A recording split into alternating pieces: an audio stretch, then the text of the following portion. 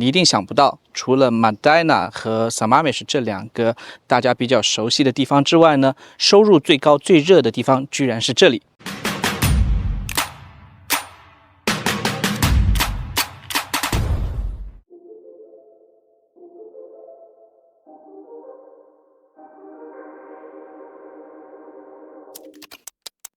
网上呢有这么一张图，我觉得现在在市场里买房的买家都有必要去看一下，就是整个 King County 所有的居民家庭平均收入的这么一张热图。那在这张图上呢，你一定想不到，除了我们都熟知的 Medina 和 Sammamish 这些收入比较高的地区之外呢，最热的居然是 Lakemont。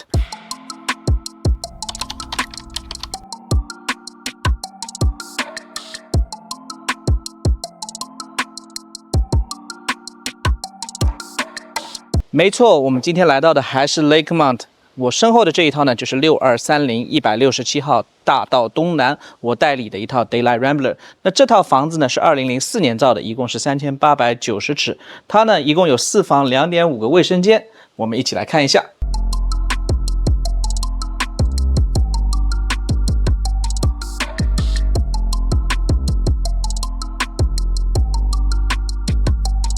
Lakemont 能够成为一个中高产大家都比较喜欢的地方呢，它一定有自己的过人之处。那这个地方呢，首先从交通上面来讲就非常的方便，这里去到 Bellevue Downtown 不堵车，只有15到18分钟左右的时间。从 I90 去到 SLU 呢，也只有25分钟左右的样子。那另外呢，很多华人朋友都很喜欢的一点就是这里去到新的大统华在 Victoria 其实也就不到10分钟。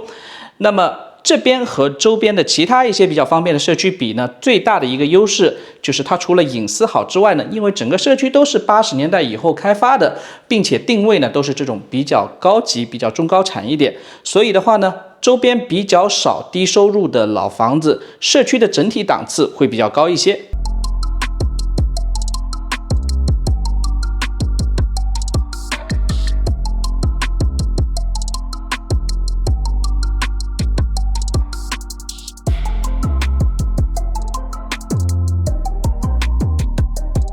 像这样一个比较有高挑高的 Daylight Rambler 的户型，在90年代末、2000年代初能够成为 Lakemont 附近比较流行的户型，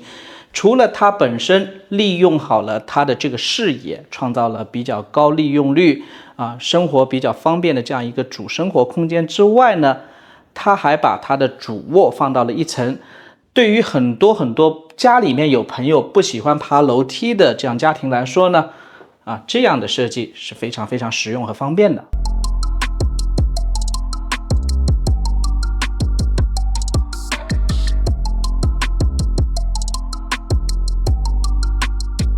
楼下这一层分别有一个独立的卫生间，旁边2个卧室，在另一头呢还有另外一个单独的卧室。那这边呢还有很多的储物空间，而且和楼上一样的，作为一个2004年的房子，它很大的一个优势就是它有一个9尺的层高。那我们看到这个包括储物间，它的层高也都是9尺。那作为一个04年的房子呢，它相对于很多有地下室的房子，70、80年代那些 split entry tri-level 那些房子来讲的话呢，它因为层高的优势，就不会让室内显得那么的压抑，那么的暗。那整个在这里的这个 basement 呢，你都可以看到这个侧面都是在地上的光线都非常足。而且这个空间虽然我们把它 staging 成为了一个第2个 living room， 但其实的话呢，不管是作为家庭影音室或者活动室来说，都是非常不错的空间。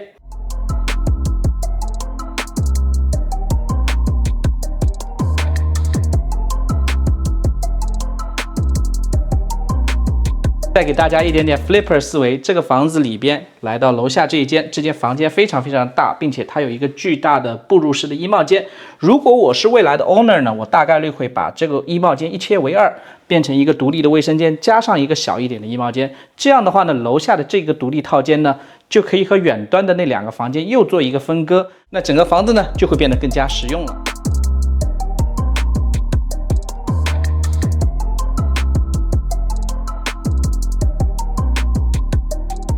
对于刚来华州不久的朋友，很有可能想不到，华州大概有40%左右的家庭其实是会送自己的小孩去私校上学的。那 Lakemont 作为这里附近收入比较高、教育水准比较高的这样一个社区呢，自然也没有什么不同。所以呢，好的私校在这里也是少不了的。那在我身后的这个 K 到8的 school 呢，在这里周边就非常有名，它叫做 Open Window School。那它这个学校呢，在所有的榜单都排名非常高。并且它是以这种小班教学和比较创新的教学理念著称的。那很多的我的朋友啊、客户、小孩也都在这个学校，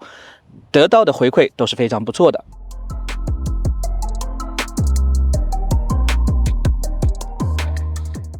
除了 Open Window 本身是这么一个比较不错的 K 到8的优秀私校之外呢 ，Lakemont 它整个所在的 Issaquah 学区也是一个非常不错的公校学区。那无论是它的6230所在的这个 Cougar Ridge 小学，还是旁边的 Sunset 小学，还是说它的中学和高中这个7分9分的这个配置啊，小中高来讲的话呢，所有的这个学校它的 test score 都在9分以上，所以无论从评分、考试成绩、排名还是说口碑，这些学校都没有在输的。甚至单纯的从学校评分的角度来讲，去和旁边大家口耳相传最好的学区 Somerset 做比较，它的分数还更胜一筹啊。所以呢，我个人认为啊，结合它的这个地理位置和它的这个价位上便宜10几20万这种定位，这也就是为什么这么多中高产他会更喜欢把房子买到这里的一个原因之一啊，性价比非常非常的高。